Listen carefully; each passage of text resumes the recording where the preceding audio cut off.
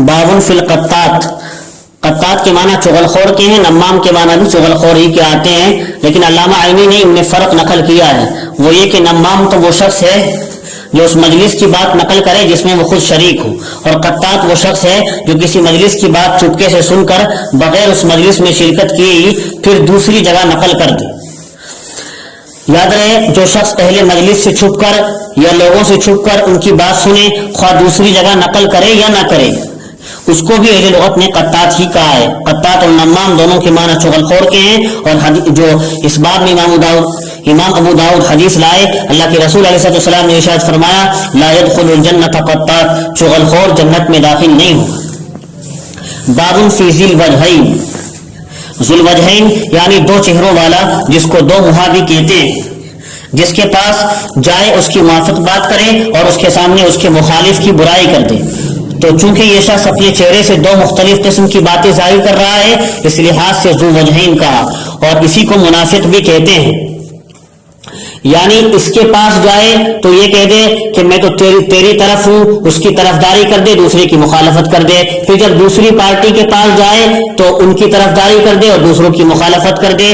ये आदमी मुनाफिक है, ज़ुल वजहैन जिसको कहा गया है। इसी को हदीसुल बाब में अल्लाह के रसूल अलैहिस्सलाम ने शर्रुन नास फरमाया है, लोगों में बदतरीन आदमी है। और दूसरी हदीस में फरमाया, मन कान लहू वजहानी फिद दुनिया कान लहू यौमल क़ियामति लिसानानी मिन नार, जो शख्स दुनिया में दो चेहरों वाला होगा, यानी दो मुंह की बात करेगा, उधर उनकी तरफ की बात करेगा, इधर उनकी तरफ की बात करेगा, तो क़ियामत के दिन उसकी दो ज़बानें आग की होंगी।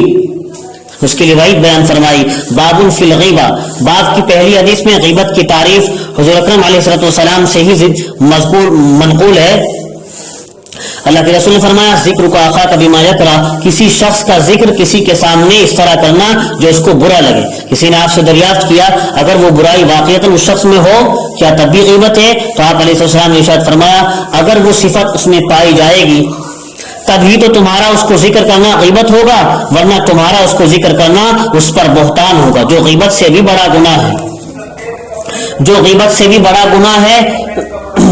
आगे रिवायत लाए अबू बरज़ा असलमी रज़ी अल्लाह ताला अन्हु की मरफूअन रिवायत है कि आप अलैहिस्सलाम ने इरशाद फरमाया कि उन लोगों की जमात जो सिर्फ जबान से ईमान लाए हैं और ईमान उनके दिल तक नहीं पहुंचा है, मुसलमानों की गीबत मत करो और न उनकी ऐब जोई करो। इसलिए कि जो मुसलमानों की गीबत करता है, ऐब जोई करता है, तो अल्लाह ताला खुद उसकी ऐब जोई फरमाते हैं। और जिस शख्स की ऐब जोई अल्लाह ताला करता है तो उसको उसके घर में बैठे ही रुस्वा और जलील कर देता है। हालांकि घर में तो जो शख्स रहता है तो बहुत सी आफात से सालिम और महफूज रहता है।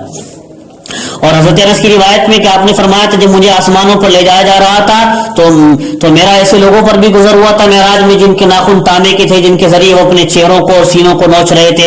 हुज़ूर फरमाते, मैंने जिब्रील से पूछा है कौन लोग हैं? तो उन्होंने फरमाया, ये तो वो लोग हैं जो लोगों का गोश्त खाते थे, यानी उनकी गीबत करते थे और उनकी आबरू रेजी करते थे, इज्जत को उछालते थे। मन आमन बिलिसानी में इशारा इस तरफ है कि मुसलमानों की गीबत करना मुनाफिकीन का शिआर है। और फिर आगे हदीस में फरमाया, एक मुसलमान की हर चीज दूसरे मुसलमान पर हराम है। आगे उसकी तफसीर भी अल्लाह के रसूल ने खुद फरमाई, यानी उसका माल भी, जान भी, इज्जत भी। एक मुसलमान के लिए दूसरे मुसलमान के माल या उसकी जान या इज्जत, उनमें से किसी को भी ठेस पहुंचाना, ये अल्लाह ताला की तरफ से कतन हराम और ममनू है। हमको कोई हक नहीं है कि हम किसी मुसलमान के माल या जान की तरफ दस्त दराजी करें या किसी भी तरह उसकी आबरू रेजी करें। और जो शख्स इस कानून इलाही की खिलाफ वर्जी करेगा वो अल्लाह ताला की गिरफ्त और पकड़ में आएगा।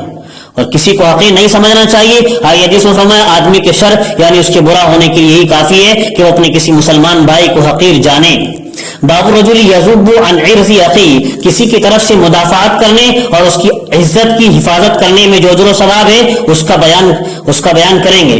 अल्लाह के रसूल ने फरमाया, मन हमा मुमिनन मिन मुनाफिकिन, जो शख्स हिफाजत करे किसी मुसलमान की मुनाफिक से, उसकी जबान से या हाथ से, तो अल्लाह ताला ऐसे शख्स के लिए ऐसा फरिश्ता मुकर्रर फरमा देते हैं जो बरोज़ क़यामत उसके बदन को जहन्नम की आग से बचाएगा। और जो शख्स मंसूब करे किसी मुसलमान की तरफ कोई ऐसी चीज जिससे उसका मकसूद उसको ऐब लगाना हो, तो शख्स को अल्लाह ताला क़यामत के दिन जहन्नम के पुल पर रोक लेंगे, यहाँ तक कि वो अपने कौल के वबाल से छुटकारा पाले, यानी उस कौल के गुनाह से बाहर आ जाए। उस कसूर और गुनाह के बकदर आजाब दिए जाने के बाद, जहन्नम में आजाब भुगतने के बाद پھر آگے فرمایا جو شخص کسی مسلمان کی طرف سے منہ پھیرے گا اس کے کام نہیں آئے گا, اس کی مدد نہیں کرے گا ایسی جگہ میں جس میں اس کی احترام کو پامال کیا جا رہا ہو, اس کی عزت کو گھٹایا جا رہا ہو, تو ایسے شخص کے ساتھ اللہ تعالیٰ بھی ایسا ہی معاملہ فرماتے ہیں کہ اس کی مدد نہیں فرمائیں گے ایسے مقام میں جس میں وہ خود اپنی مدد چاہتا ہوگا, اور اس کے بالمقابل جو شخص کسی مسلمان کی مدد کرتا ہے ایسے مقام میں جہاں اس کی عزت گھٹائی جا رہی ہو, تو اللہ تعالیٰ اس شخص کی مدد فرماتے ہیں ایسے مقام میں جس میں وہ اپنی مدد چاہتا ہوگا.